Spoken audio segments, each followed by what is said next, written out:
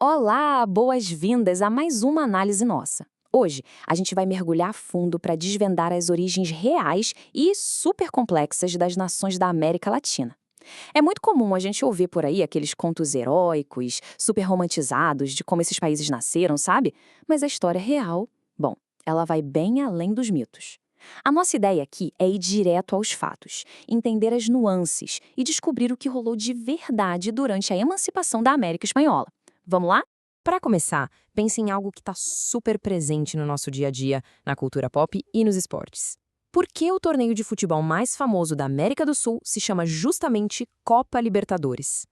Bom, não é coincidência. Isso é uma homenagem direta aos Libertadores, os líderes históricos que protagonizaram aquelas lutas épicas para emancipar o continente do domínio espanhol. Essa herança continua super viva na nossa memória coletiva. Mas o que exatamente esses caras conquistaram na prática? Para responder a isso, nosso roteiro de hoje está bem direto. Vamos passar pelas ideias iluministas e a sociedade colonial, depois o vácuo de poder, a luta dos libertadores, as contradições da liberdade e, por fim, o legado de fragmentação. Começando então com a parte 1, Ideias iluministas e sociedade, a faísca da mudança. Imagina o final do século XVIII. Novos ventos intelectuais começaram a soprar pelas colônias. Inspiradas fortemente pelas revoluções americana e francesa, as ideias iluministas chegaram com tudo. E o que eles pregavam? Essencialmente uma ênfase gigante na liberdade, a promoção da igualdade de todo mundo perante a lei e a defesa da soberania popular. Naquela época, isso era revolucionário. Foram esses conceitos que plantaram as sementes da busca por autonomia. Mas aí a gente esbarra num enorme contraste entre essas belas ideias de igualdade e a dura realidade da época. A sociedade colonial na América Espanhola era basicamente uma pirâmide extremamente rígida e desigual. Lá no topo absoluto, intocáveis, estavam os peninsulares, que eram os europeus natos. Eles é que detinham os cargos mais altos. Logo abaixo tinha um grupo crucial do qual a gente já vai falar. E lá na base, sustentando a pirâmide inteira com muito suor, estavam os mestiços, os indígenas e a população negra, muitas vezes submetidas à escravidão ou a trabalhos forçados. E isso leva a gente à peça central desse quebra-cabeça, os chamados crioulos. Eles eram descendentes de europeus, mas tinham nascido na América e formavam a elite local.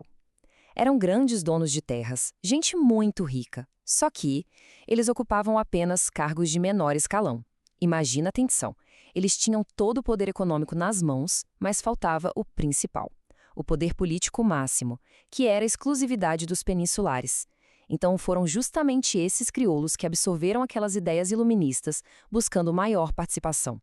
Detalhe, no começo, eles nem queriam romper totalmente com a Espanha, queriam apenas mais espaço. O que nos leva ao ponto 2, o vácuo de poder, um catalisador acidental. A grande virada não veio de dentro, e sim de fora. Em 1808, Napoleão Bonaparte simplesmente invadiu a Espanha e depôs o rei. Isso gerou o que os historiadores chamam de acefalia do reino, ou seja, um reino literalmente sem cabeça, um baita vácuo de poder. Sem o rei legítimo no trono, as colônias começaram a organizar juntas de governo locais. E olha a ironia, no comecinho elas até juravam lealdade ao rei que tinha sido deposto, mas a porta já estava aberta. Rapidamente, esse movimento evoluiu para uma busca por autonomia definitiva, e a partir de 1810 engatilhou de vez a Revolução Armada. Entrando na parte 3, a luta dos libertadores, campanhas épicas. Um dos nomes mais pesados dessa época, atuando lá no norte da América do Sul, foi Simón Bolívar. Tem uma citação de uma carta dele de 1815 que diz muito sobre quem ele era. Ele escreveu: "Eu desejo, mais do que qualquer um, ver formar-se na América a maior nação do mundo, menos por sua extensão e riquezas do que pela sua liberdade e glória." Isso mostra perfeitamente o ideal do pan-americanismo do Bolívar. Ele não queria só expulsar os espanhóis, ele sonhava com uma união continental gigante. E o cara teve muito sucesso militar, garantindo a independência de onde hoje são a Venezuela, Colômbia, Equador, Peru e Bolívia. Enquanto isso, no sul do continente, outro gigante brilhava, José de San Martín. Um verdadeiro mestre da estratégia, ele liderou as lutas na Argentina, no Chile e no Peru. Para vocês terem uma ideia, um dos feitos mais absurdos dele foi cruzar a Cordilheira dos Andes com um exército inteiro em 1817 para pegar as tropas realistas de surpresa. Sem exagero, essa é considerada uma das maiores façanhas militares de toda a história. E um fato interessante, San Martín e Bolívar chegaram a se encontrar presencialmente em 1822 na famosa Conferência de Guayaquil para selar a vitória final sobre os europeus. Ponto número 4. As contradições da liberdade. Uma realidade dura. Aqui a gente chega numa pergunta bem desconfortável, mas super necessário. Se todo esse movimento de independência era baseado naquelas ideias iluministas maravilhosas de liberdade e direitos iguais, por que a escravidão continuou a existir durante todo esse período e até muito tempo depois? A resposta escancara a grande fratura de todo esse movimento. De um lado, a gente tinha aquele discurso lindo de liberdade universal. Do outro, a realidade prática. As independências foram puxadas pelas elites crioulas. E vamos ser sinceros, essas elites não queriam de jeito nenhum perder seus privilégios econômicos. Eles queriam o poder político dos espanhóis, claro, mas fizeram questão de manter as velhas estruturas de desigualdade social totalmente intactas. Não houve nenhuma reforma social profunda. A base da pirâmide continuou exatamente lá, na base. E os fatos são difíceis de engolir. Muitos dos líderes que assinaram as declarações de independência eram eles mesmos donos de pessoas escravizadas. Pior ainda, muitas pessoas escravizadas foram forçadas a lutar na linha de frente dos exércitos libertadores, enganadas por promessas falsas de que ganhariam a liberdade depois da guerra. E a exploração das classes baixas simplesmente continuou. No Peru, por exemplo, eles tiraram tanta mão de obra escravizada das minas para lutar na guerra que a produção de prata despencou. Isso só prova o quanto a economia local ainda era totalmente dependente da exploração forçada, mesmo depois da suposta libertação.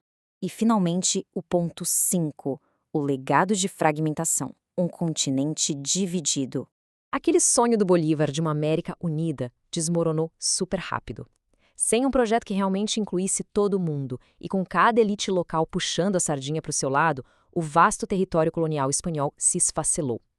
Esse mapa que a gente está vendo do início do século XIX mostra justamente essa divisão em dezenas de nações independentes. E olha que curiosidade!